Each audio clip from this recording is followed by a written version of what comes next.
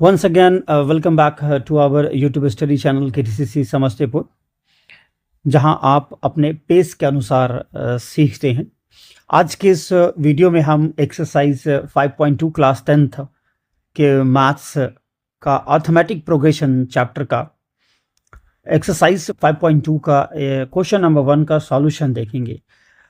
देखिए, इस क्वेश्चन को बनाने के लिए हमारे पास जो एक फार्मूला होता है, हम लोगों ने जिसके बारे में पढ़ा था, nth टर्म या फिर हम उसे बोलेंगे लास्ट टर्म, जिसे हम an से इंडिकेट करते हैं। हिंदी में यूं कहें तो nवां पद, या फिर हम बोलते हैं अंतिम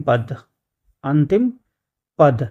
ये हमें an से इंडिकेट करना, और जिसका फार्मूला होता है a plus n-1 into D. हो सकता है किसी भी एपी का, किसी भी सीक्वेंस का अंतिम टर्म अगर 10वां है तो n इक्वल टू 10 हो जाएगा। अगर उस एपी का 5वां पद ही अंतिम होगा तो n इक्वल टू 5 हो जाएगा। तो चलिए हम लोग इस क्वेश्चन की तरफ चलते हैं।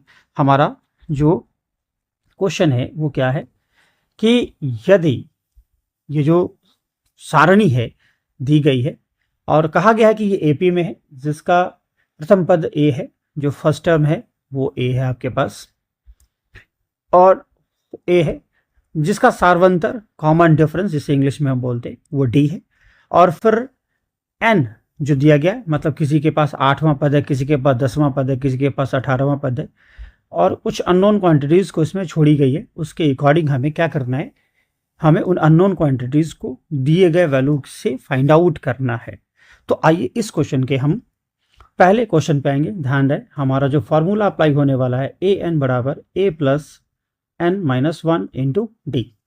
आइए पहले क्वेश्चन में जब हम इसका सॉल्व करेंगे तो हमारे पास a इक्वल टू कितना दिया हुआ है, 7 दिया हुआ है, d इक्वल टू आपके पास 3 दिया हुआ है, और n इक्वल टू आपके पास 8 दिया हुआ है, और आपसे पूछा गया है ए एन की वैल्यू क्या होगी। तो यहाँ ऑब्वियसली ए एन बराबर हमने पढ़ा है a plus n-1 into D.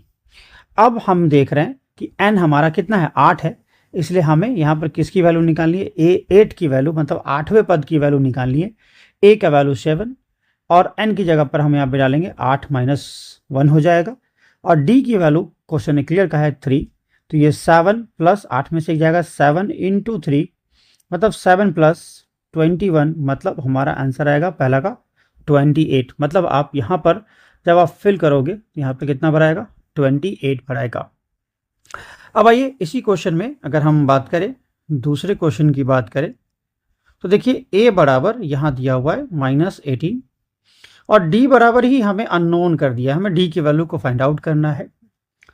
n बराबर आपको क्वेश्चन ने कहा है 10, और क्लियर कहा है कि an जो होगा वो 10वां टर्म जो है वो कितना के बराबर है, 0 के बराबर है। यहाँ पर क्लियर कहा गया है an जो है वो 0 के बराबर है। अब हमें देखिए ऑलरेडी 10वां टर्म बताया गया है, तो ये हो गया a10 इक्वल टू 0, और फिर से अगर इसे हम लिखे फार्मूले के हिसाब से तो हम कितना लिखेंगे, a प्लस 10-1 इंटू डी बराबर 0। अब देखिए a की वैल्यू -18 क्वेश्चन में दिया गया है, 10 में से 1 जाएगा, 9d बराबर 0। अब आप इसे ट्रांसपोज अगर करो तो 9d बराबर ये लिखेंगे आप 18, और अगर d की वैल्यू को फाइंड आउट करेंगे तो 18/9 जो किसके बराबर हो जाएगा, 2 के बराबर होगा।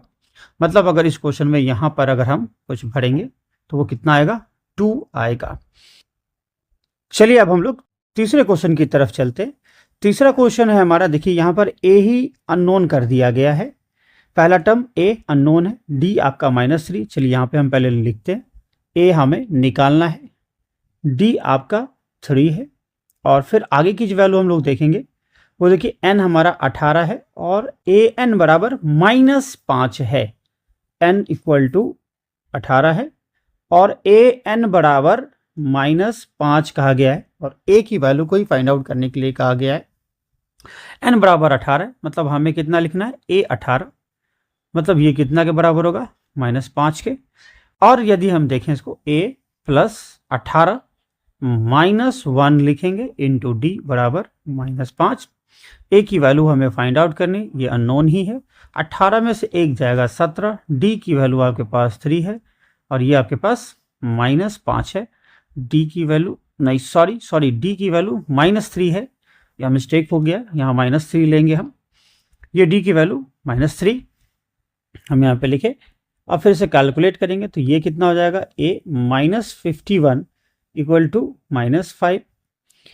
अब जब इसे आप ट्रांसपोज करेंगे तो a इक्वल टू -5 प्लस 51 होगा और 51 में से 5 जाएगा तो 46 हो जाएगा। मतलब हमारा पहला टर्म जो था इस एपी का यहाँ पर कितना भर आएगा, 46 आएगा। अब नेक्स्ट क्वेश्चन देखते हैं। नेक्स्ट क्वेश्चन हमारा 4 नंबर क्वेश्चन है, जो a इक्वल टू कितना दिया हुआ है, -18.9 दिया हुआ है। हम 4 नंबर क्वेश्चन a बराबर हम लिखेंगे -18.9, फिर आगे कॉमन डिफरेंस भी दिया गया है।